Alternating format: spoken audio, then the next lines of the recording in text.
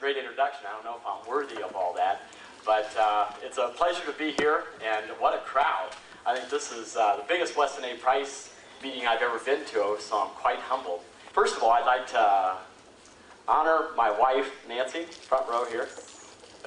Brought Nancy with me tonight. And we homeschool our 6 children, and as Linda said, we live in Darke County, about an hour north of Dayton. And a couple of the other producers I wanted to raise up tonight too. My sister Deb Smith, raise your hand there, Deb.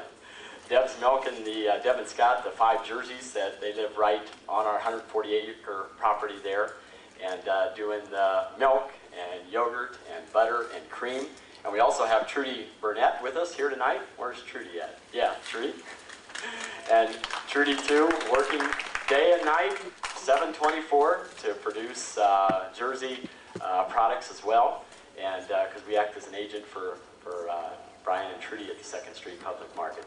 So, and I know there's probably some other producers in the crowd too here, but so we honor them as well. I know that what has been so heavy on my heart, am I too loud? Anybody? Yeah, okay, if so. Is, you know, it's great for all the nutrition science, and we've been spending the last 10 years on nutrition science so that we can understand the value of nutrient-dense food and understanding the connection that that has to the planet and to ourselves. But in the climate that's been happening here in America, we have to be able to have the right to choose those kind of foods. And so as we look forward, I can see myself doing a lot more education about liberty and food rights. We had our Farm Fest last year in September, and it was Food Freedom Day, we call it that. And for the next unforeseeable future, that's what it's going to be called, Food Freedom Day. It used to be called Farm Fest, and it is still Farm Fest, but this idea of liberty is going to continue to grow.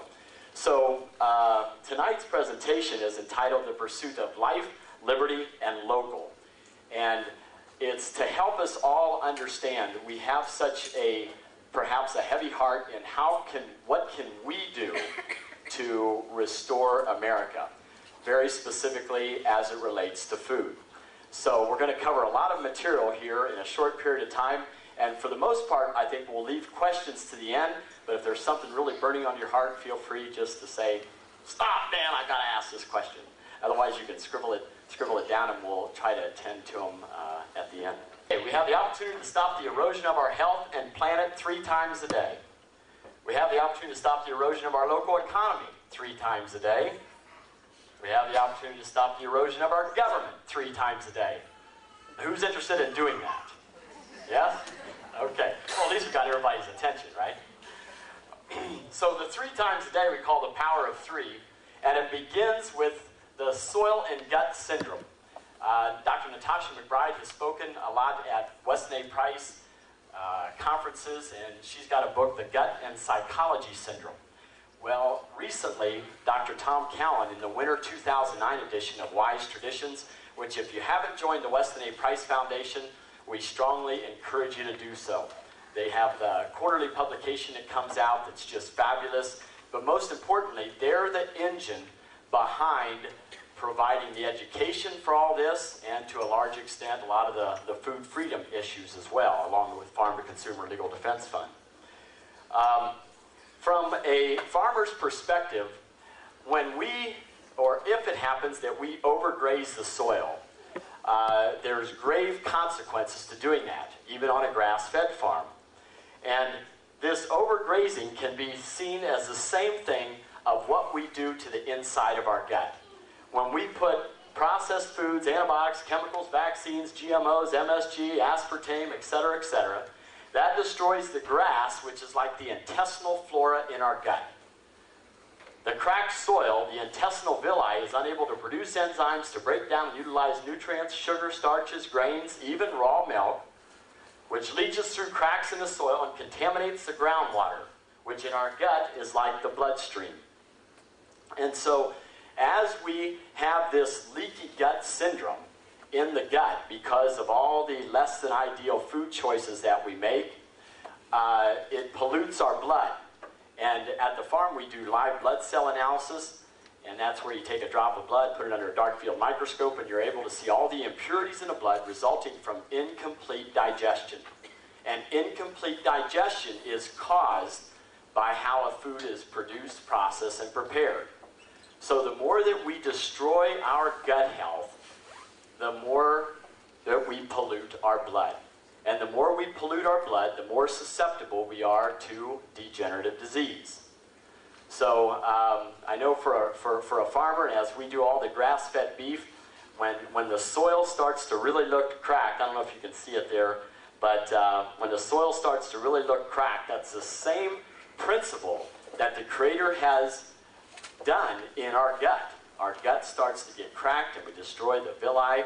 And then again, as we take in nutrients, even things like raw milk, it moves through the gut undigested into the blood.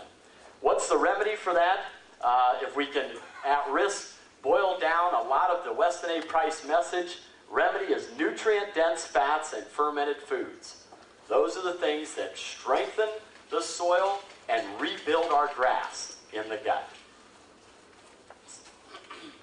Natural law principles. One of the favorite scriptures here out of Isaiah, if you are willing and obey, and you shall eat the good things of the land, but if you refuse and resist, the sword shall consume you. Now what that means to me is surgery, the knife, pharmakeia. So that if we're not conscious about what we're putting in this body temple of ours, there's consequences to that. So we always have to know that. That's natural law. That's God's law, physical law. Also, the second principle there, nature provides us with unique region-specific characteristics, properties of all locally produced foods. Like a lot of us are familiar with raw honey.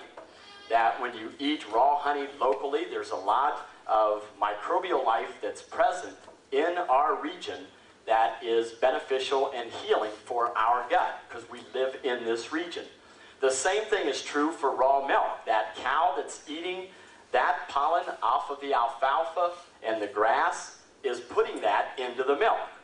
So that all these foods that we talk about, when we talk about local, there's a hidden value there that's often difficult to quantify. Everything that nature's doing in our region, even though raw honey is usually what we're most familiar with, that we want local raw honey. Also, we won't talk about it much tonight, but there's if you Google universal oral vaccine, it's an incredible story of a team of scientists in Cincinnati, Ohio, that are studying what happens when you take human blood and put it into the udder of a cow. It makes natural antibodies. Then when that cow has her calf, and the antibodies that are in that milk act as an incredibly powerful remedy for that person that has that specific illness.